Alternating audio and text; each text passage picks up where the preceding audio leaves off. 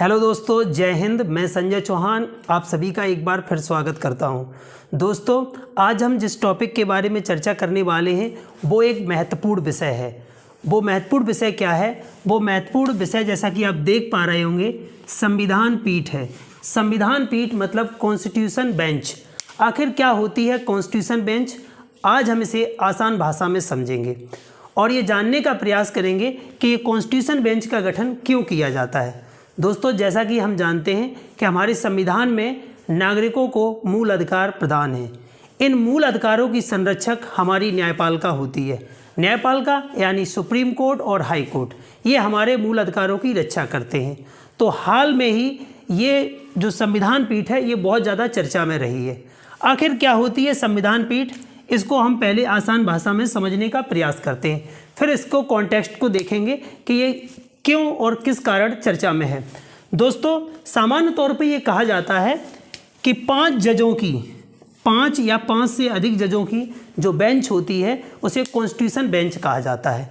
ये ऐसे मसलों में गठित की जाती है जब कोई संवैधानिक प्रक्रिया का उल्लेख किया जाना होता है या ऐसा कोई मुद्दा जो हमारे संविधान को प्रभावित करता है या लोगों के मौलिक अधिकारों को प्रभावित करता है, उस समय ये संविधान पीठ गठित की जाती है। सबसे पहले हम बात करते हैं कि आखिर संविधान पीठ की ज़रूरत क्यों पड़ती है। संविधान पीठ की ज़रूरत तब पड़ती है 2 केसेस में। 2 तरीके के मैटर होते हैं, तब हम संविधान पीठ का गठन करते हैं। पहला संभावना तब होती है जब 2 या 3 जजों की बेंच किसी मसले की सुनवाई कर रहे होते हैं और ऐसे में कॉन्फ्लिक्ट डिसीजन आए। इसका मतलब है कि जजों में राय जो हो वो एक मत ना हो, फैसला सही तरीके से न दिया जा सक रहा हो। ऐसे समय में क्या किया जाता है, वो मैटर फिर संवैधानिक पीठ को सौंपा जाता है। 5 या उससे अधिक जजों की बेंच इस मसले की फिर सुनवाई करते हैं, तब उसको हम कॉन्स्टिट्यूशन बेंच कहते हैं। वो कॉन्स्टिट्यूशन बेंच अस्थायी होती है जो उस मसले पर सुनवाई करने के पश्चात अपने आप भंग हो जाती है। 5 जजों की जो बेंच होती है, इसका उल्लेख यानी संविधान पीठ का उल्लेख संविधान के अनुच्छेद 145(3) में मिलता है। इसमें कहा गया है कि ऐसी प्रक्रिया जिसमें संवैधानिक व्याख्या सम्मिलित हो, जिसमें संविधान के प्रारूप और उनसे जुड़े मसलों पर सुनवाई की जाए, ऐसे में संवैधानिक पीठ गठित की जाएगी जो 5 या 5 से अधिक जजों की होगी। हम बात करते हैं इससे पहले जो संवैधानिक पीठ गठित हुई हैं, जो चर्चा में रही हैं, उनके बारे में बात कर लेते हैं। उनके बारे में बात क्या है? सबसे पहले केशवानंद भारती बनाम भारत सरकार। केशवानंद भारती बनाम भारत सरकार का जो वाद है 1973 का, इसमें आज तक की सबसे बड़ी संविधान पीठ का गठन हुआ था। इस मसले में सुप्रीम कोर्ट ने कहा था कि जो हमारी प्रस्तावना है वो संविधान का अभिन्न अंग है और इसमें किसी भी प्रकार का संशोधन किया जा सकता है। ये महत्वपूर्ण निर्णय इसलिए भी चर्चित है और संवैधानिक पीठ इसकी जो बनी थी वो भी चर्चित है क्योंकि आज तक की सबसे बड़ी बेंच यानी 13 जजों की बेंच। कितने जजों की? 13 जजों की। आपको याद रख लेना है, कई बार एग्जाम्स में पूछा जा चुका है आज तक की सबसे बड़ी संवैधानिक पीठ का गठन कब हुआ था। तो 1973 में हुआ था।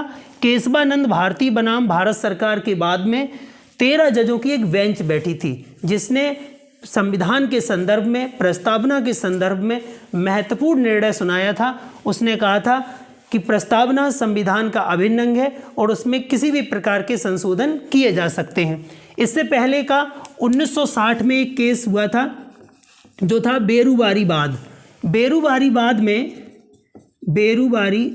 में सुप्रीम कोर्ट ने कहा था कि प्रस्तावना संविधान का अंग नहीं है और इसमें इसीलिए किसी भी प्रकार का संशोधन नहीं किया जा सकता। लेकिन केशवानंद भारती के बाद में सुप्रीम कोर्ट ने कहा कि प्रस्तावना संविधान का अभिन्न अंग है और इसमें परिवर्तन किया जा सकता है। इसके अलावा 1994 में SR बोम्बई वाद, SR बोम्बईवाद में भी सुप्रीम कोर्ट ने अपने इसी मसले को, इसी निर्णय को दोहराया था, जिसमें उन्होंने स्वीकार किया कि संविधान की जो प्रस्तावना है वो संविधान का महत्वपूर्ण अंग है और इसमें संशोधन किए। SR बोम्बईवाद में सुप्रीम कोर्ट का ये मानना था कि संविधान की प्रस्तावना में तो संशोधन किया जा सकता है क्योंकि वो संविधान का अभिन्न अंग है, परंतु कोई ऐसा संशोधन संविधान में नहीं होगा जो संविधान के मूल ढांचे के खिलाफ हो। समझ गए इस बात को? यही काम है संविधान पीठ का। संविधान में किसी भी प्रकार का संशोधन और किसी भी प्रकार के संवैधानिक प्रारूप की व्याख्या करनी हो या उससे संबंधित किसी भी मसले को सुनना हो तो संवैधानिक पीठ का गठन किया जाता है। जैसे कि हाल में ही चर्चा में रहा EWS आरक्षण। क्या रहा? EWS आरक्षण जो दिया जाता है उसको कि वो सही दिया गया है या नहीं, इसके लिए भी हाल में ही सुनवाई हुई थी और ये चर्चा में रहा, जिसका मत 4-1 से पारित किया गया था। 4-1 से 4 जजों ने इसको सही बताया और 1 जज ने इसको क्या बताया, इसको संवैधानिक रूप से गलत बताया था। तो 4-1 से बहुमत में ये पारित हुआ था। BB नागरत्ना जो थी, जो सुप्रीम कोर्ट की न्यायाधीश हैं, उन्होंने इसे खारिज किया था। ठीक है। ऐसे ही हाल में एक और जो नेताओं की अभिव्यक्ति की स्वतंत्रता यानी अनुच्छेद 19(2) को लेकर जो सुनवाई हुई थी वो भी संवैधानिक पीठ के जरिए हुई थी।